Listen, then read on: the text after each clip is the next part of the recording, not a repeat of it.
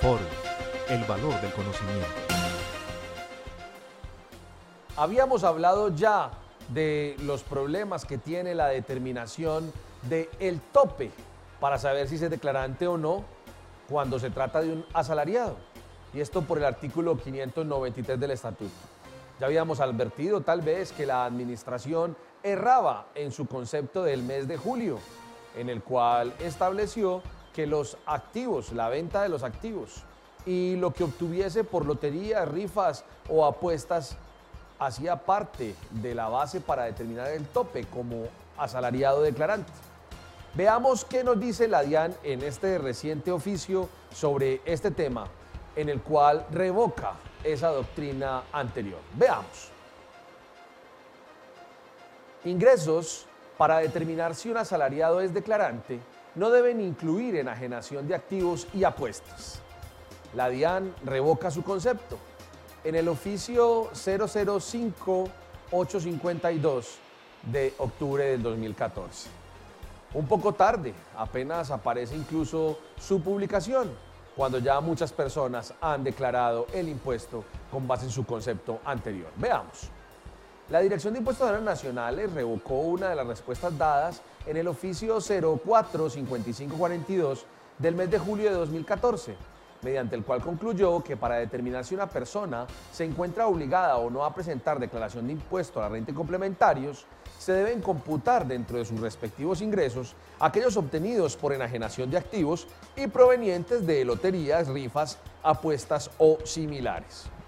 Pero desarrollemos un poco el tema para entender cómo funciona, qué dice el artículo 592, qué el 593, y todo esto parte del caos que armó la derogación de una de las partes del artículo 592-193 por la ley 1607. Veamos. ¿Qué consagraba el artículo 593 ET respecto de los requisitos para que un asalariado no estuviera obligado a presentar declaración de renta y complementarios? Este artículo consagraba como uno de los requisitos para que un asalariado no estuviera obligado a presentar declaración del impuesto renta y complementarios, que sus ingresos brutos en el respectivo año gravable no fueran totales o superiores a 4.073 VTs. Recordemos que este aspecto ha dado debate porque al derogarse ese numeral habría que trasladarse al 592 y nos quedaríamos tan solo con los 1.400 VTs. Veamos. Está vigente el artículo 593 ET en ese numeral. Dicho artículo ha sido modificado por el artículo 15 de la ley 1429 de 2010, que después fue derogado por el artículo 198 de la ley 1607 de 2012, situación que representó tener que acudir a lo preceptuado en el artículo 592, en cuanto a que el tope máximo será de 1.400 VTs de ingresos brutos, de conformidad con el numeral primero del artículo 592 del Estatuto Tributario. Así las cosas, incluso para los asalariados, el valor tope es de 1.400 VT en la actualidad. Y una pregunta nos quedaría entonces. Según el artículo 592 del Estatuto Tributario, ¿quiénes no están obligados a declarar? Veamos.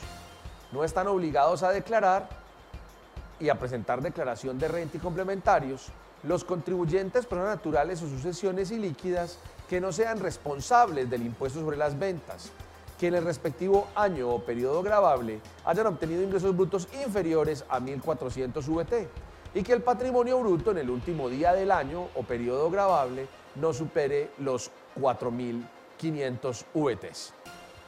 Veamos un poco más para entender por qué cambia de concepto la administración. Deben incluirse los ingresos obtenidos por la enajenación de activos fijos o los provenientes de loterías o rifas o similares para determinar si un asalariado está obligado a declarar.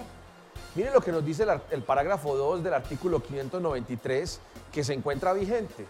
Dentro de los ingresos que sirven de base para efectuar el cómputo a que se refiere este numeral, no debe incluirse los correspondientes a la enajenación de activos fijos, ni los provenientes de loterías, rifas, apuestas o similares, previsión que se reitera en el parágrafo segundo del artículo séptimo del decreto 2972 del año 2013. Como pueden ver ustedes, la misma administración ha visto este artículo 593 en su parágrafo segundo. Ya lo habíamos advertido, es que ahí estaba. El problema es, ¿para todas las personas o solo para los asalariados? Pues el artículo habla de asalariados, y como asalariados habrá que entender a aquellas personas que devengan salario y no siempre a aquellos empleados tributarios. Porque miren lo que dice la conclusión de la DIAN.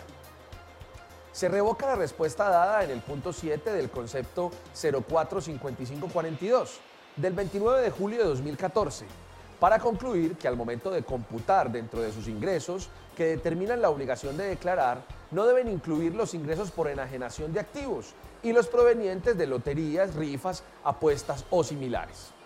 Pero observen ustedes que no está hablando de todas las personas, o tal vez sí, porque el texto no es claro al referirse solo a asalariados. El oficio de la DIAN no es claro al referirse solo a asalariados.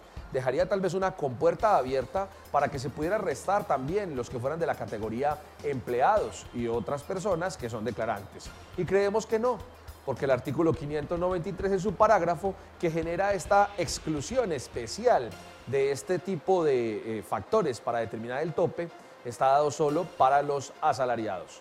No dijo nada la administración y seguramente tendremos otro concepto después aclarando que solamente es para los asalariados. Sobre los fenómenos de quiénes son declarantes y quiénes no, sobre los empleados tributarios y muchos temas más, puede consultar usted aquí en www.forum.com.co.